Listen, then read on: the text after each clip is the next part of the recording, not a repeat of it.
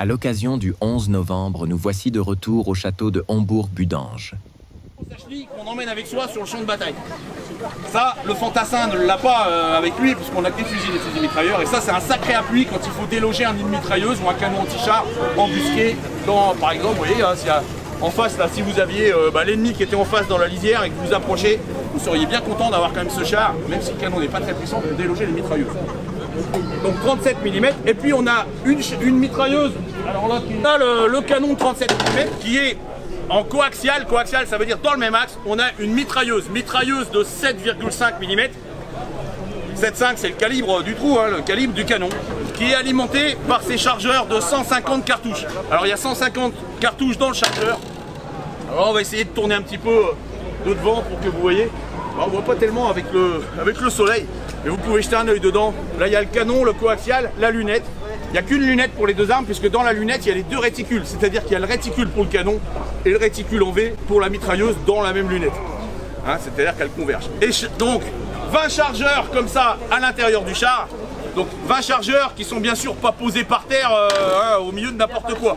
Ils sont tapissés tout partout. Il y en a au plafond, sur les côtés. Vous pouvez jeter un œil dedans, vous verrez que partout où il y a de la place, on met un chargeur.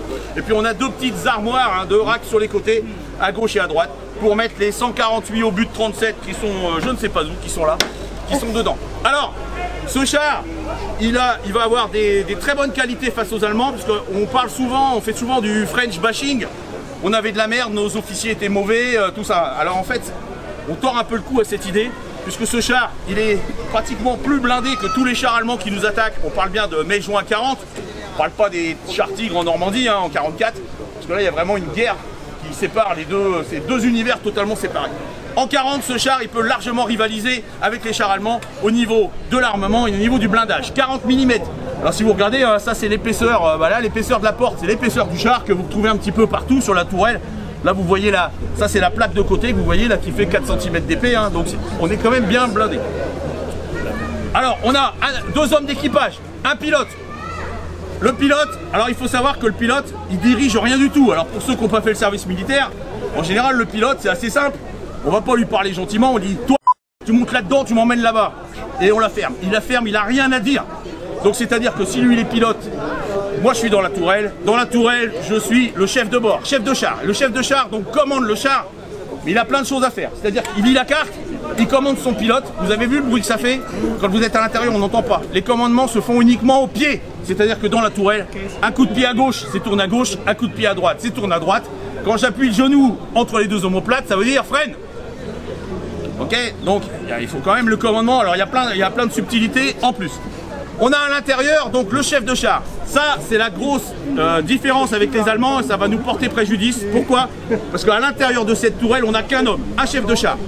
Il lit la carte, il commande son pilote, il doit maintenir la liaison avec le char qui est à sa gauche et le char qui est à sa droite, forcément, hein, faut pas qu'il soit tout seul dans la plaine, donc il garde la liaison. Il s'occupe de la mitrailleuse, il s'occupe du canon et il s'occupe de suivre, regardez où sont les ennemis. Ça fait un peu beaucoup. Alors quand il se passe rien, quand on est au château ici là, ce week-end, c'est rigolo, on peut être dans la tourelle et c'est marrant. Par contre il n'y a pas d'Allemands en face et il n'y a pas d'Allemands qui nous tirent dessus. Alors ça on va voir pourquoi c'est un problème. Parce que évidemment en faisant tout, si vous avez le soldat allemand qui est en face que vous voulez détruire, et vous l'avez dans la lunette. Alors attention, bien sûr toutes les portes sont fermées. On ne regarde que par les fentes sur les côtés, hein. Une fois que vous avez vu l'Allemand, vous le suivez à la lunette, vous le suivez, et une fois qu'il s'immobilise, vous chargez votre canon 37, vous tirez dessus. Si vous l'avez, là, bravo, champagne, la guerre est finie. Le problème, c'est que si vous avez touché l'Allemand, mais que vous ne l'avez pas détruit, là commencent vraiment les véritables problèmes. Pourquoi? Parce que là, il faut que je recharge mon canon. Pour recharger le canon, je retire l'œil de la lunette, je descends dans le fond du char, je vais dans mon petit placard pour rechercher un obus.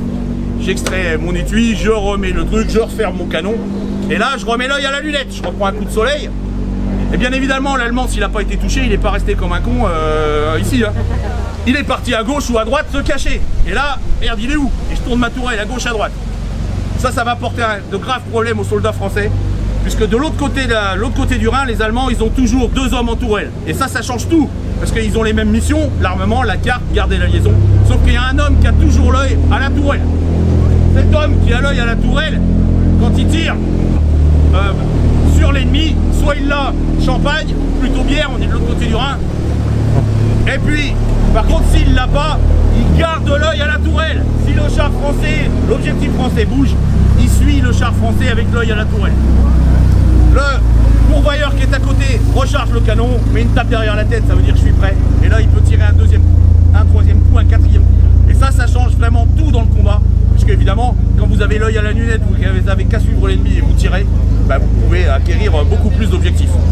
Ça va être une des grosses faiblesses du char français, hein, c'est ce fameux personnel, enfin un personnel en tourelle à côté des deux. Alors, en plus ce char, il faut savoir que, donc il est blindé, évidemment, attention, il n'y a personne derrière. Quand on le regarde devant, si vous regardez là, il n'y a aucune possibilité de sortir sa tête. Quand on est en combat, la porte qui est ouverte derrière, bien sûr, elle est fermée, je suis dedans. Mes seules visions sont par les fentes. Donc les fentes ici, et il y a une fente au-dessus. Alors je sais pas si vous imaginez un peu, on peut pas sortir la tête dehors, hein. Donc là il fait chaud, il y a du bruit, je suis dedans. S'il y a du soleil, la coque elle est à 50, 60 degrés, hein. J'ai la tête dans le truc, et là c'est vraiment très très complexe. D'ailleurs les Allemands, quand ils vont récupérer ce char, souvent ils vont couper le clocheton, cette partie qu'on appelle le clocheton, ils vont le couper, ils vont mettre 2 trappes dessus, pour simplement pouvoir déjà ouvrir la trappe et sortir la tête pour voir un petit peu ce qui se passe dehors. Hein, parce que imaginez là, si vous roulez pendant 3 heures, porte fermée dans une zone où il y a l'ennemi et que vous êtes à l'intérieur, voilà, c'est vraiment pas terrible. Les communications. Alors ces chars ont été dotés de postes radio. Ces chars ont été dotés de postes radio avant la guerre. Mais le dispositif français, il faut savoir qu'il est en ligne. On est ici sur la ligne Maginot, hein, c'est bien une ligne qui continue. Tout le dispositif de l'armée française est en ligne. Il faut donc pas qu'on découvre et qu'on montre à l'ennemi où est notre dispositif. Alors, pour éviter que les soldats parlent entre chars à la radio et que les Allemands écoutent les radios, on fait un truc très simple, on retire les radios des chars. Il n'y a plus de radio dans les chars, comme ça, ben, ils ne vont pas communiquer entre eux et ils ne vont pas être découverts. La communication va se faire au moyen d'un trou qu'on va faire au-dessus de la tourelle. J'essaie d'ouvrir. Tu essaies d'ouvrir? Ben, on a mon fidèle écuyer qui est en train d'ouvrir la trappe là. Alors c'est une toute petite trappe de 7-8 cm qui est de l'autre côté, sur lequel on a 4 fagnons. 4 fagnons à l'intérieur du char, bleu, rouge, vert, jaune. Rouge, accélère, jaune, freine, vert, tourne à gauche, rouge, bleu, fait demi-tour. Et il faut sortir les fagnons, en plus de servir le canon, de servir l'arme et de lire la carte. Donc, vous voyez que ça pose grave problème. Ça pose des problèmes aussi, c'est, ben, si on est à plusieurs chars, mon char, moi, il a fait le tour du château, il est derrière, et ben là, on a beau sortir les fagnons, si on n'est plus en visu, c'est fini. Donc ça, c'est vraiment un grave souci. Alors ces chars, il faut savoir qu'il y en a eu environ 1500 de produits avant la Deuxième Guerre mondiale. Les derniers sortent en 1940. Alors celui-là, c'est le 1484e fabriqué, donc c'est un des derniers fabriqués. Comme on l'a vu, il a été détruit en Normandie après être tombé aux mains des Allemands. Il a été restauré. Et il faut savoir que ces véhicules sont rares. Il en reste par exemple de ce modèle, il y en a 3 roulants sur la terre. On a vite fait le tour, hein. Il y en a 2 au musée des blindés de Saumur et celui-là est fini. Donc voilà. Alors il faut savoir aussi que tous les véhicules que vous voyez là, c'est pas juste des vieilles bagnoles, c'est pas juste des vieux tacos. Ce sont tous des véhicules qui sont très très rares. Pourquoi? Parce qu'il faut savoir que là on parle bien d'une bataille qui s'est jouée en mai-juin 40. En juin 40, la France est défaite et les Allemands récupèrent tout ce matériel. Ce matériel, soit il est plus bon, ils le mettent à la casse, ils le fondent, soit ils arrivent à en faire des véhicules qui roulent et les renvoient au combat. Tel ce char qui va servir dans la Wehrmacht de 40 à 44. Donc évidemment, bah, tout ce matériel français, il va s'user.